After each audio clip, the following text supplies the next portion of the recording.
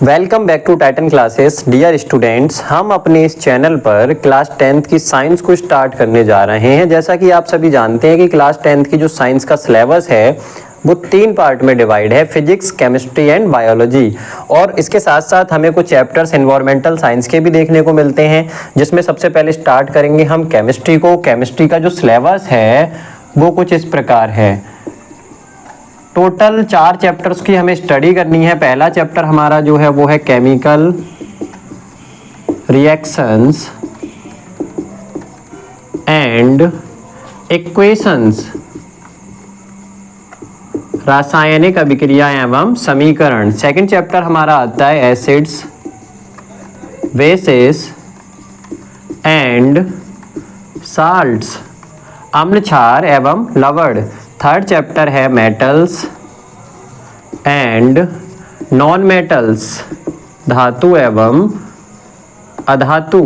4 number का जो chapter है वो है carbon and it's compounds, carbon व उसके यौगिक।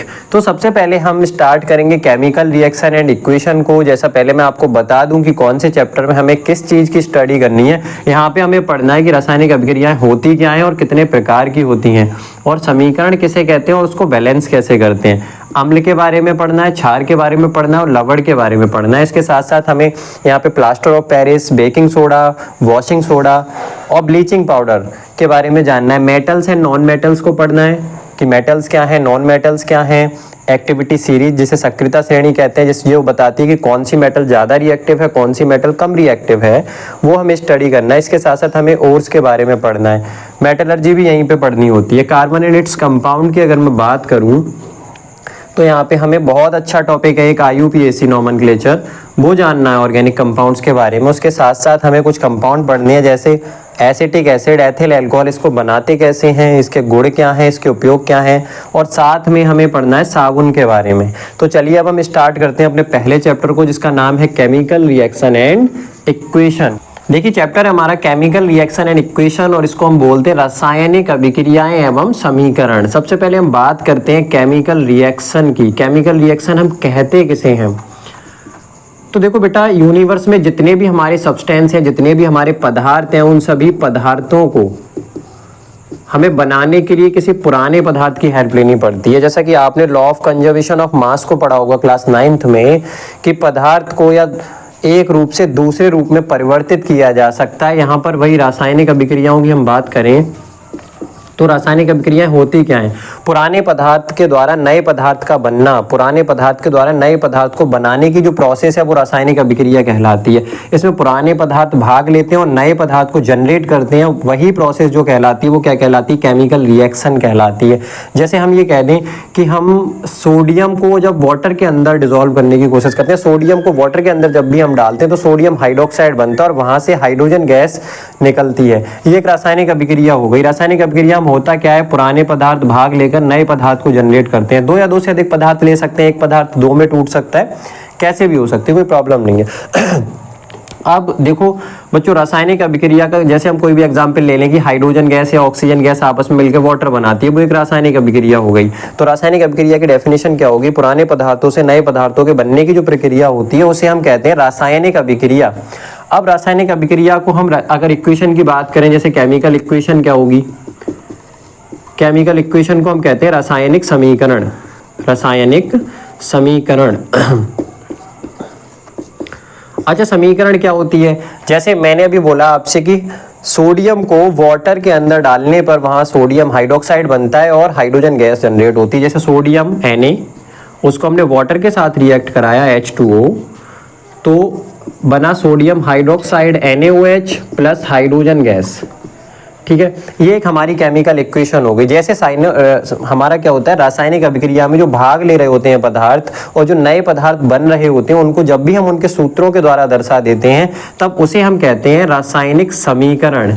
और रासायनिक समीकरण में क्या होता है, हम किन को इंक्लूड करते हैं? देखो, ये जो नए पुराने पदार्थ जो हम लेते हैं, पुराने पदार्थों को हम बोलते हैं अभिकारक। अभिकारक कहते हैं हम इनको, पुराने पदार्थों को हम कहते हैं अभिकारक।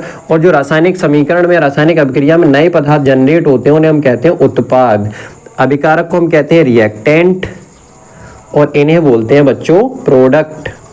तो एक बार मैं फिर से रिपीट कर दे रहा हूँ आपके लिए कि केमिकल रिएक्शन क्या है। एक्चुअल में केमिकल रिएक्शन क्या है, पुराने पदार्थों से नए पदार्थ के बनने की जो प्रोसेस होती है उसे ही हम केमिकल रिएक्शन कहते हैं। और केमिकल इक्वेशन की अगर आप बात करते हो तो केमिकल इक्वेशन का मतलब ये जो रासायनिक, हम जैसे मान लो मैं ये लिखता हूँ सोडियम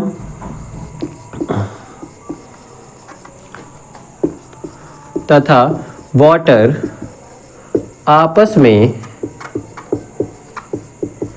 रिएक्शन करके सोडियम हाइड्रोक्साइड, जिसे हम कास्टिक सोडा भी कहते हैं, तथा हाइड्रोजन गैस देते हैं। जैसे ये हमारे सामने कोई केमिकल रिएक्शन थी कि सोडियम एंड वाटर आपस में रिएक्ट होने के बाद कास्टिक सोडा और हाइड्रोजन गैस देते हैं, ठीक है। इसको अगर हम थ्योरेटिकल लिखते हैं तो वो केमिकल रिएक्शन ही है। इसमें दो पदार्थ आपस में मिलकर नए दो पदार्थ को जनरेट कर रहे हैं, ये केमिकल रिएक्शन। अब इसी रिएक्शन को या इस रिएक्शन में भाग लेने वाले पदार्थ सोडियम और वाटर को हमने उनके फॉर्मूले के द्वारा दर्शा दिया, और जो नए पदार्थ बन रहे थे जैसे सोडियम हाइड्रोक्साइड और हाइड्रोजन गैस, उनको भी हमने उनके फॉर्मूले के द्वारा दर्शा दिया, तो उसे हम कहेंगे रासायनिक समीकरण। तो रासायनिक समीकरण में होता क्या है, जो रासायनिक अभिक्रिया में भाग ले रहे होते हैं पदार्थ या नए पदार्थ जो बन रहे होते हैं, उन पदार्थों को हम उनके सूत्र के द्वारा, उनके फॉर्मूले के द्वारा जब डिनोट करते हैं तो उसे हम कहते हैं केमिकल इक्वेशन, ठीक है। अब हम बात करते हैं कि रासायनिक इक्वेशन या रासायनिक समीकरण के अंदर कौन अभिकारक होता है, कौन उत्पाद होता है। जैसे हम बात करें अभिकारक की, अभिकारक कौन है और उत्पाद कौन है, तो अभिकारक को हम बोलते हैं रिएक्टेंट और अभिकारक होते क्या हैं। अभिकारक वे पदार्थ होते हैं जो रासायनिक अभिक्रिया में हिस्सा लेते हैं। जो पुराने पदार्थ हिस्सा ले रहे होते हैं उनको हम कहते हैं अभिकारक, और जो नए पदार्थ बनते हैं, जैसे यहाँ पे देखोगे आप सोडियम हाइड्रोक्साइड और हाइड्रोजन नए पदार्थ बन रहे हैं, इन्हें हम क्या कहेंगे, इन्हें हम कहेंगे उत्पाद। तो पुराने पदार्थ जो हिस्सा ले रहे होते हैं उन्हें हम अभिकारक कहते हैं। नए पदार्थ जिन्हें जो नए पदार्थ जो बनते हैं अभिक्रिया के अंदर, जो जनरेट होते हैं, उन्हें हम क्या कहते हैं, प्रोडक्ट कहते हैं, उत्पाद कहते हैं। अब हम बात करते हैं कि रासायनिक समीकरण कितने प्रकार की होती है, तो तब तक आप इसके स्क्रीनशॉट ले लो। देखिए अब हम देखते हैं केमिकल इक्वेशन के टाइप्स को। तो टाइप्स ऑफ केमिकल इक्वेशन, रासायनिक समीकरण के प्रकार। तो रासायनिक समीकरण दो प्रकार की होती हैं, एक होती है संतुलित रासायनिक समीकरण,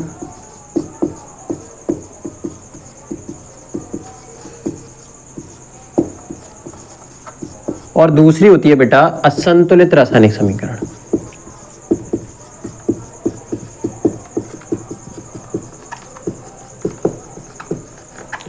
असंतुलित रासायनिक समीकरण जो होती है इसको हम कंकाली रासायनिक समीकरण के नाम से भी जानते हैं। कंकाली रासायनिक समीकरण, इसके नाम से भी हम इसको जानते हैं। देखो क्या डिफरेंस होता है दोनों में। जैसे मैं एक इक्वेशन लिखता हूं यहाँ पे, जिंक H2SO4 से रिएक्ट करके जिंक सल्फेट देता है और हाइड्रोजन गैस को देता है, ठीक है, हाइड्रोजन गैस को बाहर निकालता है। दूसरी इक्वेशन नाइट्रोजन प्लस हाइड्रोजन, ये होता है अभिक्रिया का चिन्ह, जिसे हम कहते हैं साइन ऑफ रिएक्शन, अभिक्रिया का चिन्ह NH3। अब आप देखो बेटा यहाँ पर इस साइड को ये दोनों हमारे अभिकारक हो गए, जैसा कि मैं पहले बता चुका था, अभिकारक और नए बनने वाले पदार्थ उत्पाद। यहाँ पर ये दोनों अभिकारक है, ये उत्पाद है। अब यहाँ पे देखोगे कौन कौन से एलिमेंट भाग ले रहे हैं, ये लेफ्ट साइड है, ये राइट साइड है। मैं लिख देता हूँ यहाँ पे लेफ्ट साइड और ये राइट साइड। तो बेटा लेफ्ट साइड में हमारे पास कौन कौन है, देखो जिंक है, हाइड्रोजन है, सल्फर है एंड ऑक्सीजन है। इस तरफ भी zinc, hydrogen, sulphur and oxygen. Zinc का नंबर इधर 1, हाइड्रोजन की संख्या 2, सल्फर की संख्या 1 और ऑक्सीजन की संख्या 4 है। आप देखो जिंक 1 है, हाइड्रोजन 2 है, सल्फर 1 है, ऑक्सीजन 4 है। सेम कंडीशन में यहाँ पर भी हमारे सामने देखो जिंक की संख्या 1 है, हाइड्रोजन की 2 है, सल्फर की 1 है और ऑक्सीजन की 4 है। लेफ्ट साइड और राइट साइड जितने भी एलिमेंट हमारे प्रेजेंट हैं इस इक्वेशन के अंदर वो संख्या बराबर है, इसलिए क्या होगी, बैलेंस केमिकल इक्वेशन होगी, संतुलित रासायनिक समीकरण होगी। ये संतुलित हो गई। यहाँ पे आप बात करोगे ये लेफ्ट साइड हो गई, ये राइट साइड हो गई। तो यहाँ पे नाइट्रोजन है और हाइड्रोजन है, इधर भी नाइट्रोजन है, इधर भी हाइड्रोजन। यहाँ पे नाइट्रोजन की संख्या 2 है, हाइड्रोजन की संख्या 2 है। यहाँ पे नाइट्रोजन की संख्या 2 है, सॉरी 1, नाइट्रोजन की संख्या 1 है और हाइड्रोजन की संख्या कितनी है, 3। आप देख पा रहे हो यहाँ पे दोनों तरफ नाइट्रोजन और हाइड्रोजन की संख्या बराबर नहीं है। तो ये जो संतुलित रासायनिक समीकरण है और ये असंतुलित रासायनिक समीकरण है, तो हमें रिएक्शन को या बैलेंस इक्वेशन को बैलेंस करना होता है। तो अगली वीडियो में हम ये देखेंगे बेटा कि रिएक्शन या इक्वेशन को, केमिकल इक्वेशन को हम किस प्रकार से बैलेंस करते हैं। ये जो हमारी इक्वेशन है ये असंतुलित है, इसको बैलेंस कैसे करेंगे वो हम नेक्स्ट लेक्चर में देखेंगे। तब तक आप बने रहिए चैनल पे और आप इसका स्क्रीनशॉट ले लीजिए। Thank you.